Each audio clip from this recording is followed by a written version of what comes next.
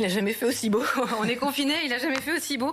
On a battu des records d'ensoleillement cette année, en particulier en Ile-de-France. On va voir tout ça avec notre monsieur météo, Marc Hay.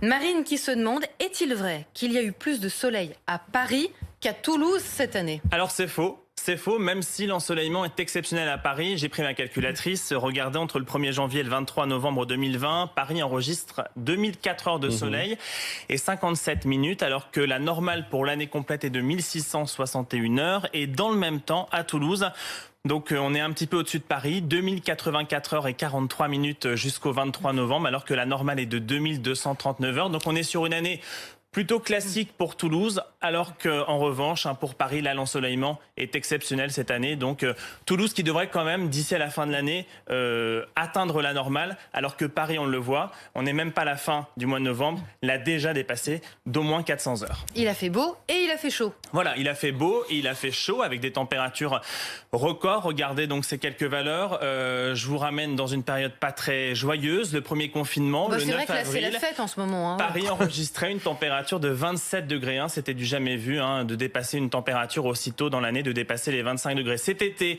nouveau record dans le département de l'Allier, à Vichy, Météo France enregistre 41 degrés 3. Et puis en septembre, le 15 septembre, à Lille, l'automne a débuté depuis le 1er septembre, l'automne météorologique, et là on enregistre 35 degrés 1. Une température 10 degrés supérieure à la normale de saison. Et il n'y a pas que Paris qui en profite. Voilà, parce que je vous ai donc préparé une petite carte, vous allez le voir. Globalement, l'ensoleillement est conforme à la normale sur les régions de la moitié sud, voire excédentaire. En revanche, ce que vous voyez en rose, c'est que là, on a un excédent assez important.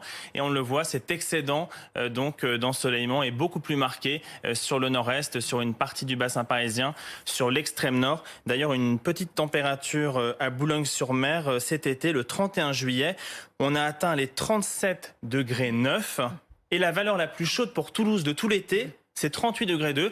Donc on voit que les températures les plus extrêmes ne se produisent pas maintenant forcément uniquement dans le sud et dans le sud-ouest. C'est fou. Ouais. Alors Karim nous écrit, ce beau temps est très agréable, surtout au mois de novembre avec les jours qui ont raccourci, mais faut-il s'en inquiéter aussi? Est-ce un signe de plus du réchauffement climatique? Très clairement, oui. De toute façon, l'ensoleillement, la pluviométrie, c'est corrélé. Donc si vous avez un ensoleillement excédentaire, automatiquement vous avez moins de précipitations. 2020 est une année particulièrement sèche. 2020 sera probablement l'année la plus chaude jamais enregistrée. Et ce que prévoient les modèles pour les décennies à venir, ce sont des canicules de plus en plus nombreuses. Et pas forcément d'ailleurs dans les régions de la moitié sud, parce que la multiplication de ces canicules et leur sévérité pourrait davantage concerner les Hauts-de-France, l'Île-de-France, plutôt que les régions de la moitié sud.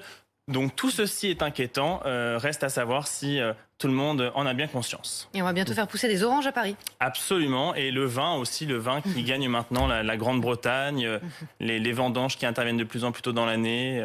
Il y a de nombreux exemples de ce style.